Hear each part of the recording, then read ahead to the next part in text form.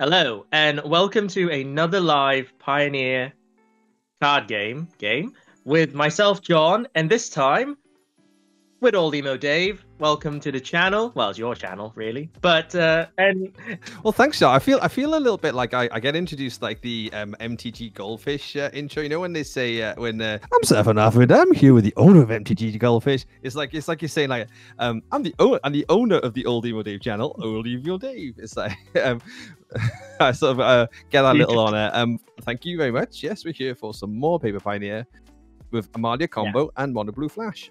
I know about Amalia Combo because this is actually my deck. Lent a gentleman called Pete. Oh wow! And didn't have a deck, so I lent him out Amalia Combo. Basically stock combo because I do love a net deck. Running the Case of the Nameless Feast though to give a little bit of extra health gain. And as we can see, he's just effectively running out 2 Process Innkeepers here. But Josh on the right is running Mono Blue Flash. We like to call it. There's a couple of wizards, there's a couple of merfolk, but not strong enough for major synergies. So we'll call it Flash. No. I mean, you can kind of say it's like Mono Blue Devotion, right? You can, like, the Nykthos kind of gives that that's probably a better name for it, to be honest. But this is all, that's the literal thing. It's the name is right in the center of, like, it could be Devotion, it could be Flash. Mono Blue, good stuff. Fun little deck as we see the first few turns play out here. And did fail to mention there's a Voice and Resurgence main deck on this Amalia Combo, which is becoming a little bit more stock now with all the sort of counter spell decks in play. I wouldn't want to be on Josh's side seeing an Omen of the Sea jump in at actual sorcery speed. That's not usually when you want to be playing that card. No, I believe Josh kind of wants to play during Pete's turn here, but interesting. So I'm not sure about the land situation entirely, but shouldn't Pete be at 21 right now? Possibly Shocked in a Temple Garden. Because I know that the Flash card removed the abilities of the tapped card, but the other one was on play. Yeah, let's hope he doesn't miss too many of these triggers. But again, I suppose when you're landing a deck with many triggers in, it can be a problem. As I've recently found out, I'm trying to pick up Asmo food.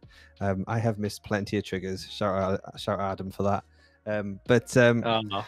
The important thing about the run out so far is we can see just by the Omen of the Sea there is a card what would be like face down, so it's effectively foretold. Now, Pete doesn't have this knowledge. We have knowledge of that Mystic Reflection, which is essentially a counter to the combo if there's an attempt to go off. But not the usual foretold card, John, right? When you're talking Pioneer meta. Yeah, no, I mean, normally you'd be expecting the extra turn card, right? Or maybe even the counter spell? Yeah, Saw It Coming was the one I had in mind, to be honest. As we see a second Voice of Resurgence. Wow. This is Pioneer Go Wide, which, to be honest, in current meta, is like probably the way you win games. Like at the moment, the sort of way the Pioneer is working. So if you can go wide, you'll win games. And Amalia's got that in the bag as well, which is another reason why this deck is so strong. I mean, but Pete is still missing his life gain triggers. He should be on about 24 right now. I think 24, 25 easily. I mean, okay. Well, we see Josh here attempted to play Gatwick for the flat 3.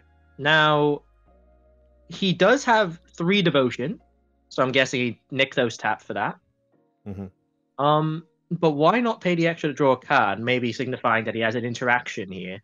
Yeah, so it's the Mystic Reflections foretold cost, which is what he's holding up. So we can see an attempt to play Amalia here, and he's thinking about it because I think he's probably thinking about what do I want to copy. Because it has to be Wild Growth Walker, to be honest, because all the others have some really good synergy with everything else that's going on.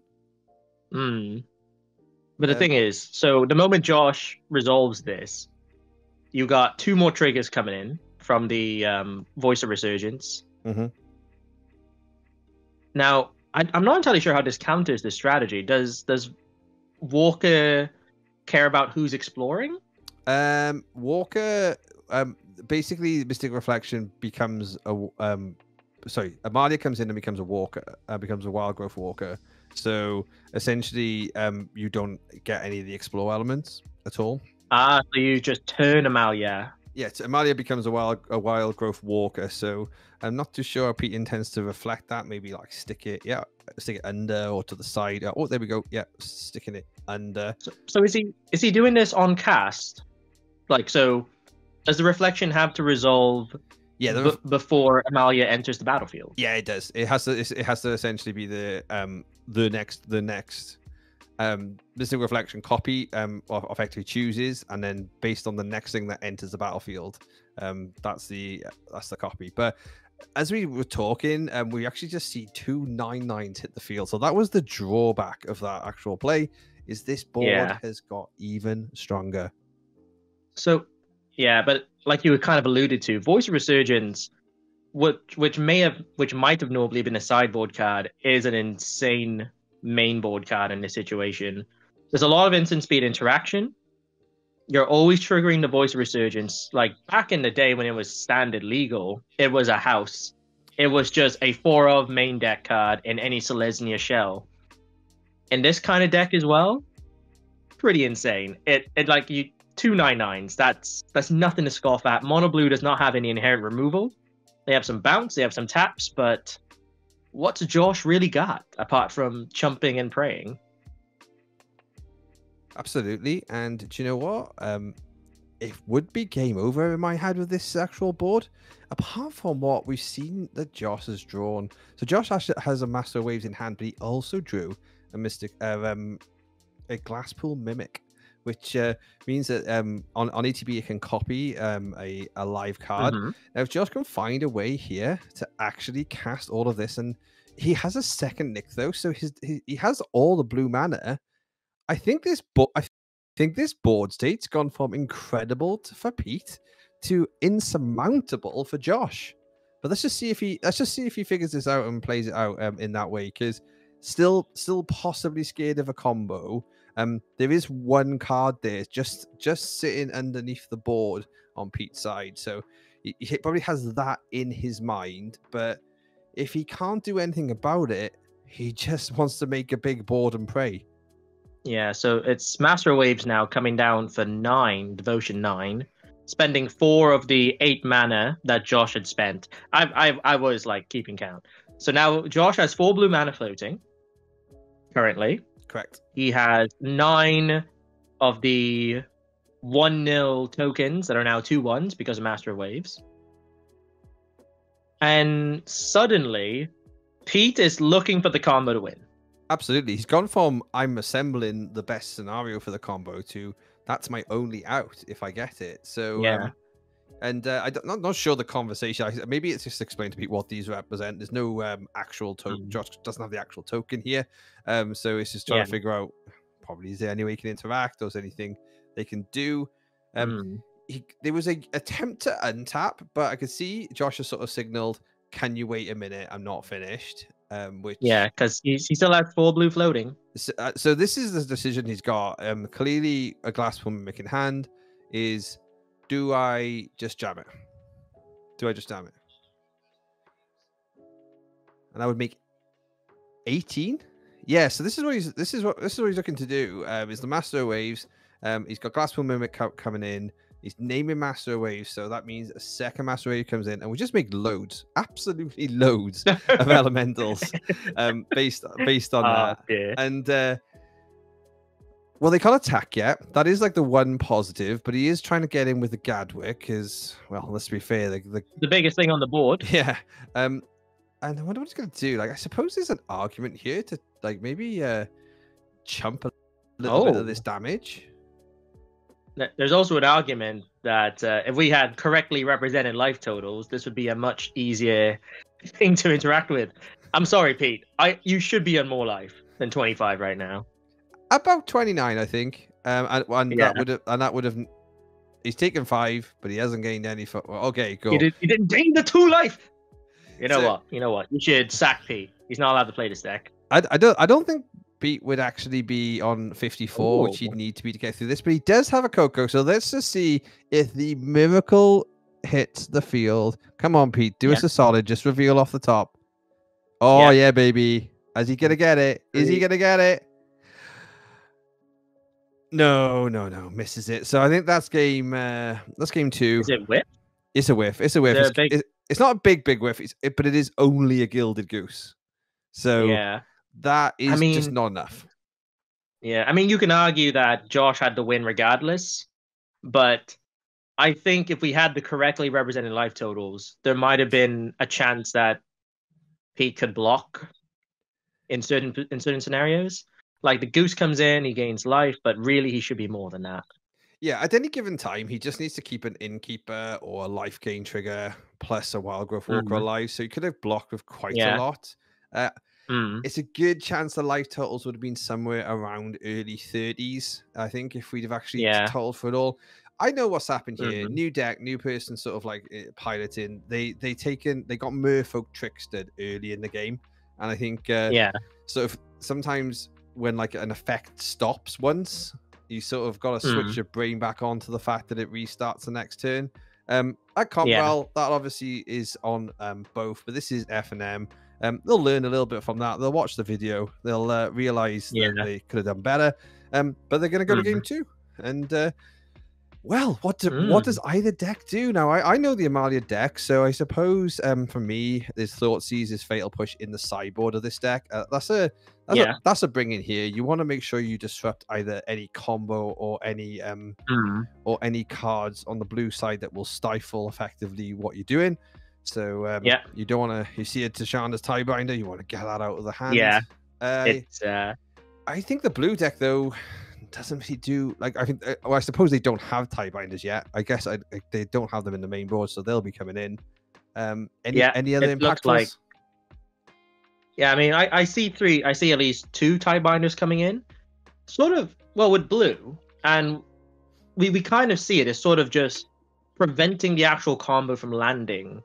A lot of the creatures, like the actual functional creatures of the Amalia Combo deck, are on their own 1/1s or 0/2s. I mean, the Rose of Resurgence could probably win this game by itself. Absolutely, yeah. Because of the instant speed interaction that the mono blue player prefers to play in. But you also have the consideration of just being able to counter it, just being able to deal with things before they land. So this is what Josh really is after. He just wants to stop the combo from ever actually assembling, and eventually he'll turn a corner with his deck and win with Master of Waves like we see in game 1. Yeah, absolutely. But I love the interaction between Gatwick and that Merfolk that came down to bounce a tapped card on the board. A very strong interaction there. Very good against tokens, very good against making sure the combo pieces don't land as well. Yeah, the Harbinger of the Waves, I believe, which is what we said. Yeah, Harbinger of the Waves. So Josh does have outs, even to basically one card off the actual combo being assembled. It doesn't actually interact with Case of the Uneaten Feast. Absolutely. Another reason for the argument of that card in this deck, it's kind of got like, in my head, it's got 2 plus points and it's got 1 minus point. The plus point, it's the same experience as Lunak Veteran or Prosperous Innkeeper as far as the effect. Yeah.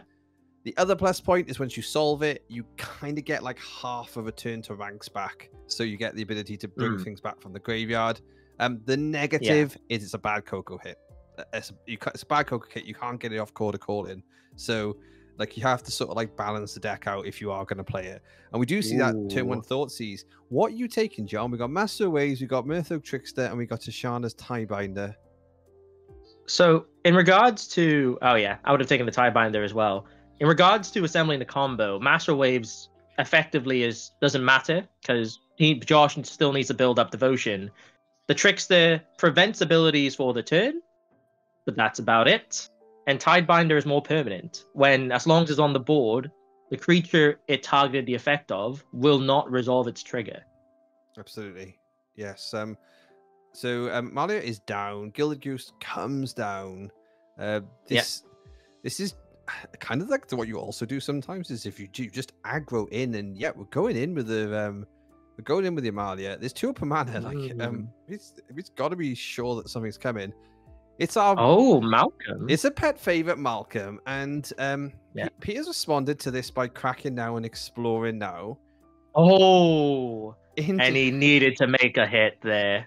That's interesting because it looks like he's responded before blocks as well, which has then meant they've passed the turn and they've gone across, and Josh has just decided to take the damage, which I think is one thing. If you're going to make a Hail Mary play like that, I think you got to commit to him blocking, right? Yes, I think so. But would Josh have blocked anyway? That's the other thing, because Malcolm is very good on the crackback, being able to sort of filter the hand a bit. Some dead cards in hand, maybe you can just sort of shift out. Yeah, no. Malcolm's a very good card when it gets going, but Josh needs to put a counter on it. He's got a counter on it. He's a counter just behind. It's very hard to see. He's got a little black dice, but it's on the black of the actual cottage itself. So he does have it counting behind essentially. Whilst Amalia is still going wide. We've had some life gain triggers this time. Another blinking trigger. Did Josh not pay the ward? Well, he didn't pay the ward. What is this game, Dave? He did pay the ward. He paid the ward. He paid. Okay, he did pay the ward. I didn't see him touch the life counter at once there. It's gone down to 18. We'll give it to them that they seem to be relatively balanced, but again, I think learning effort on all sides. Don't forget your triggers. Yeah. Don't forget your triggers. It'll change the state of games, right? Yeah, I mean, he even shouldn't be at 18, because shouldn't the Amalia have dealt 3 damage? Absolutely, yeah, he should be on 15, but on both players, so we'll let it play out, and it's again my word, another point to encourage everyone: get off Arena, play him in Paper Magic, because Arena creates these awful bad habits where you just forget about some of the dynamics like this, right? Like paying the ward or paying the 2 for make disappear. You know, you gotta. You got to experience that paper play, so do get out to your local LGS and make sure you are jamming those games in, as Pioneer season is going to soon be upon us. Yeah. So again, Josh is not tracking Malcolm. We know it to be 2. No, don't know if that's being tracked. Yeah, he does have a track on 2. We can see the dice just by the top of the cottage there. So it should be on the card. It should be on the card. It should be on the card, though. Yeah. So Pete. Okay, so Pete's attempting to resolve Wildgrowth Walker. Now, we did see Josh discarding Tidebinder. I think that's a mistake. We know he only has 2 coming from the sideboard. He's basically removed his only interaction to that play. Absolutely, yeah. I don't think moving Tidebinder was the right play here. No, and with bouncing in response. Okay. So, Pete's thinking about it. Is he asking him to pay the ward? Oh, he's made him pay the ward, and he's looking at his hand. Should be on less than that. Oh, quarter calling. Okay, so in response, he's paying for quarter calling, and and it resolves. And I guess he's going to get an additional Amalia. Yes, which will legend rule. So legend rule is now going to. So he has to decide. So they need to remove this correctly. In an actual good spot, this is going to actually now mean that the Brazen Borrower goes, and the combo goes. Yeah, so the Brazen Borrower won't go to the Adventure Zone because the spell didn't. Yeah, because the spell didn't have any targets to resolve. But yeah, the Amalia should be in the graveyard, Pete. Oh no, the second Amalia has gone in the graveyard. No, Pete put it back in his hand. Oh dear. What is this scuffed game, Dave? I don't. What are you making me watch, man? Well, what we're watching is the importance of following your triggers. We're seeing the Amalia combo go off with this is good. I will, despite having bad trigger moments, we are actually seeing a really good way of tracking this. We're seeing tracking the Wildgrowth Walker activations and then tracking the Amalia counters. Because remember, whenever the land goes to hand, Amalia doesn't actually get a counter. So you got a bit of a difference with Amalia's going to get to 18. That's the important number. Usually what Amalia's looking to do is find return to the ranks, which is what they have. So essentially we've got Amalia going to 18 because it was 13 more, and then it's meant that Wild Growth Walker's got 19 triggers. So then, yeah, he did already add a couple, so I guess that there might be 2 or 3 triggers to take off, but he's adding however many explore triggers there were, which is taking it to 54. That would be right from what I can see. And okay, and Amalia is sitting there with the 19 +1/+1s, because what happens is you hit 20, and then you have the additional last Wild Growth Walker trigger. So yes, what's Josh gonna do? That's probably the question here. I mean, not much is probably was probably the outcome. No, Josh is probably looking for another bounce effect, and yep, he's revealing he doesn't have the way forward. I mean, Master Waves could have made 2 tokens, but yeah, but Ether Flux Reservoir from hand was about to kill him. It was a return to the ranks with Dina Soul Stepper in the graveyard was about to kill him. Okay, boys. So thankfully, the Amalia being bounced to hand wasn't relevant, because if Pete had played that for whatever reason, he would have. That was cheating. We just saw cheating. Oh my word, Dave. I don't know how to. This game has it all. This guy has it all. But you know what? They've had game 1, they've had game 2, they've got game 3 to resolve themselves. Let's see how this plays out. Interesting matchup, really is. I love that Josh is exploring an absolute edge-cased, almost like off-meta deck here. And Pioneer is just wonderful for the opportunities it gives for that. You know, the meta is strong. The top of the meta is formed and solved, but there's still so much to be able to explore in those sort of side strategies, in those most recent, like I think we just haven't had enough time yet of exploration and wide, like things like Pro Tours coming around. Like we just saw obviously the Vampire deck come out of not so much the woodwork, because I think we all always knew soaring into some kind of big vampire was going to be good someday, but you know, it took a bunch of pros to actually like make it pretty much like the top 3 deck now with Rakdos Vampires. So we need a few more Pro Tours. We need a few more big events so that we can actually keep innovating and keep making this format the freshest that Magic holds at the moment. Game 3. Dave. Yep. Did you use specifically the words explore and exploration because of the Amalia Combo deck? Well, I'd like to say I was that clever, but they did go well. Going into game 3, anything in particular we'll be looking out for? Not really, I suppose. Mono Blue assembling their combo and making sure Pete doesn't theirs. But there's the card we haven't talked about, Leyline of Anticipation, hitting on game 3.